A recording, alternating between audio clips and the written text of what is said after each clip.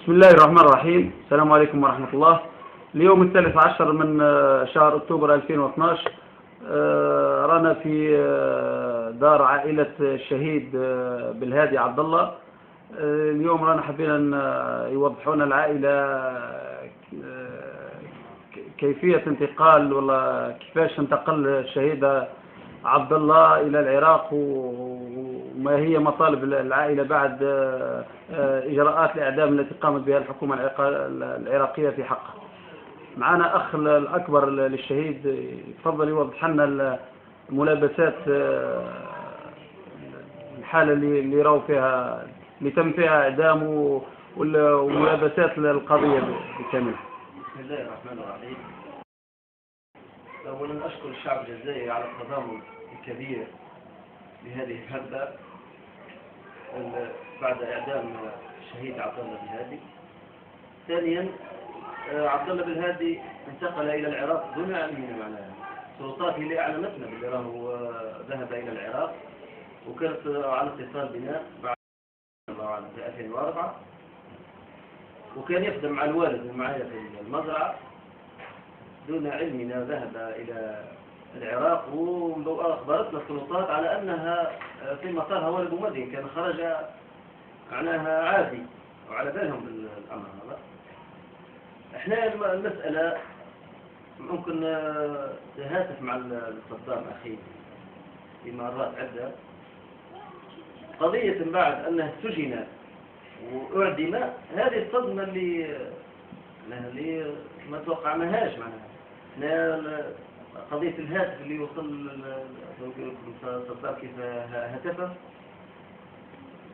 صدمنا بالواقعة، وعملية كما نقولوا الإسراع في الإعدام مباشرة أعدم، وكأن معناها كان انتقام من الجزائريين، ولأنها جزائر أعدمت في العراق مع 13 تثير كل الجزائريين المسألة هذه، وليست مش قضية أن بالهادي عبد الله هذا ولا قضية الواد سوف، ولا القضية جزائرية معناها، ومسألة كرامة الجزائري أهين ثم قتل وأعدم بدون محاكمة. احنا لا نعرف كيف معناها، كيف قاتل، كيفاش مثلا كيفاش حكموه في السجن، كيف الملبسات، كيفاش حكم. هذه مسائل لا نعلمها، وبالتالي احنا نطالب اولا وقبل كل شيء نطالب بالجثة الساعة. هذه مسألة، هذه ما نفرض منها معناها، هذه مفروض امر بسيط هذا. ونطالبوا احنا مثلا حتى السلطات او اتصل ما كان برودة في الامر معناها، وبعد وصير الضجة إعلامية ما عرفناش بها، وبعثوا يفصلوا القضية.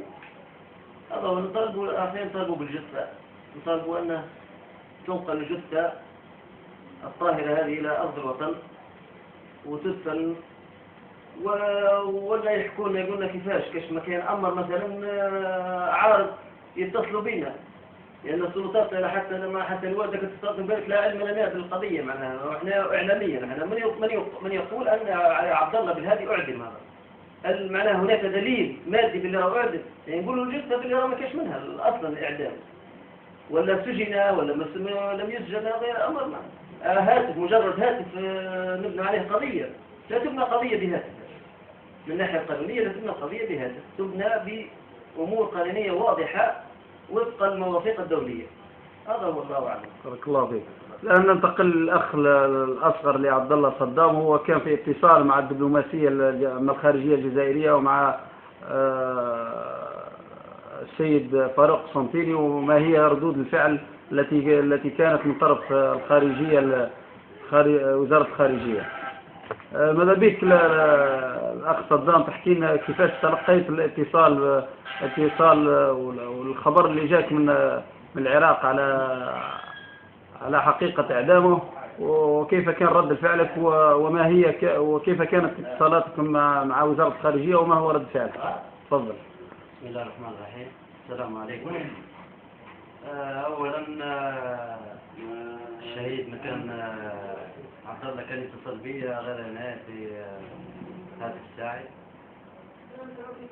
كان على اتصال دائم، وفي حياته ما قاليش راني في سجن ولا في معتقل، ولا عمره ما جبنا معناه. ونحطوه نقول له عبد الله وينك؟ يقول لي في أرض الله الواسعة.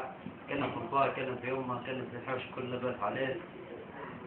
بعد بعد مدة كلمني اتصل بي زميله رقم طلع لي عراقي مع جواه نهار يوم الأحد على حوالي الساعة 2 ظهرا. اتصل بي زميل له وقال لي عبد الله وين كان لما يتصل بكم وين كان يقول؟ قلت له ليه ما كانش يبين المكان اللي راهو جالس فيه وما يعطيناش معلومات دقيقة. قال لي راهو أخوك كان محكوم عليه بالإعدام واليوم نفذ فيه هذا الحكم. فجاء الصراحة قلت له كيفاش ما كانش في الحبس تفاصيل. قال لي راهو هو مش حاب يشرب أهله ومش حاب يبين لكم اللي راه في الحبس وقت. قال لي باللي راه أخوك في عدم الظلم معناها مش أنا ما عندي حتى قضيته الوحيدة أنه دخل العراق بصفة غير قانونية. هذه هي القضية الحاكم وضع. في حالة عند سماعكم لخبر الإعدام عن طريق الهاتف من طرف زملائه وعند اتصالكم وزارة الخارجية، هل أكدت لكم وزارة الخارجية الإعدام أم لا؟ ما أكدت لناش، لا تؤكد لنا. اتصلنا احنا من ذاك النهار ذاك عقبته مانيش عارف من خالتي في تونس كبار. البارح في الليل سمعت الخبر. خالتي في تونس معناها ما كامل العالم انقلب. ما كامل العالم يتحدث عفويا وانا راني في تونس 5 أيام. يعني المفروض لكن ما حبوش يقولوا لي خبر. ما عرفتش ندير الحل كيفاش. اتصلت بسيدنا رجل طفلة وفهمتنا وياه معناها غدوة الصباح نكونوا على اطلاع بالأمر الحقيقة. معناها نروحوا للشرطة نروحوا نفحصوا جدرمية نفحصوا وحلنا قبل ما يعرف الشيء العادي. فجأنا بالأمر أنها هتطلع في الصحف صباح الباكر لحد ما نهضنا معناها لقيناها في الصحف الدنيا كل نشرت بالله راه بلاد عبد الله بالاسم باللقب بالدنيا كل. أنا تحكمتنا مش نقولوا للشاب العزوز وبعد نروح نحكوا للناس رحنا نايو الشيء تاعنا والعزوز رحنا الأمن العسكري رحنا الجدرمية رحنا للبوليس والجدرمية هذاكم كامل معناها قال لك احنا راح ندير لكم معناها تقرير ونطلعوه للخارجية والحضرة ما زال ما لحقنا حتى حاجة عن صوبكم معناها. مع أنه هم اللي بلغونا باللي راهو الطفل في العراق. هم اللي جونا هنا للدار وقال لك راهو أخوكم راهو في العراق. هم ما عرفناش احنا في الأول. بعد جبتنا النمرة تاع الوزارة واتصلت بهم. قلت لهم يا أخو ضحية اللي تم إعدامه في العراق. قال لي مرحبا بك. قال لي رانا على اتصال معناها بالقضية تاعك وهو يعطينا رقمك. هز عني مرأة وقت قالت لي اعطينا الرقم تاعك. اعطيتها الرقم اعطيتها الاسم. قلت لي اني واكاش مكان يصير ولا حاجه اني نعيط لك. ما اتصلتني معناها ما كان حتى حاجه. عقبت نهارين معناها ما اتصلت ما حد شيء. كي اتصلت بها كان الخبر تاع استدعوا السفير العراقي. كلمت قلت لها معناها هذه اكيد الكلمه هذه استدعت السفير ما استدعتوش. قالت لك اكيد نعم رانا استدعينا السفير ورانا. بعد المفاجأة الثانية في الحداثة كل موضوع السفير كذبهم قالوا ما استدعنا حتى واحد. هذه معناها استفاجأنا به. فهمت باللي وزارة الخارجية ما أكدت لكمش الإعدام نتاعها. تأكدتوا من خبر الإعدام إلى بعد الحوار الذي أجراه السفير العراقي مع جريدة الشروق. نعم تأكدنا من الإعدام نتاعها غير بعد ما قريناه في جريدة الشروق والقائمة اللي نشرها السفير بحد ذاتها معناها. المفروض كانوا يأكدوهم كانت الواقعتها من قبل لها عام. المفروض يجروا عنها من الأول والله غالب. زيد الحقوقيين ومعناها هنا نحكوا عن الوالد هنا. وقت معنا نورة سلمي النائبة العامة تاع برلمان مجلس الشعب الوطني. هي اللي معناها دلتنا على الصحافة وهي اللي معناها وقفت معنا صح. كان تاع قلت لي بلي راك كنت في اتصال مباشر مع فاروق قسنطيني. نعم. ماذا كان رد فعل فاروق قسنطيني والمعاملة نتاعو معاكم والله فاروق قسنطيني انا نتفكر نضحك مش هيك لك معنا في حالة معناها ما تخليكش الواحد يضحك صح يضحك هذيك الحاجة. ممكن فتى الدولة مش يجري على حقوق الإنسان القضايا تم قضايا خوية وتم قضايا واحدين أخرين كما المساجين حتى الأخيرة صارت بيه في الوقت قلت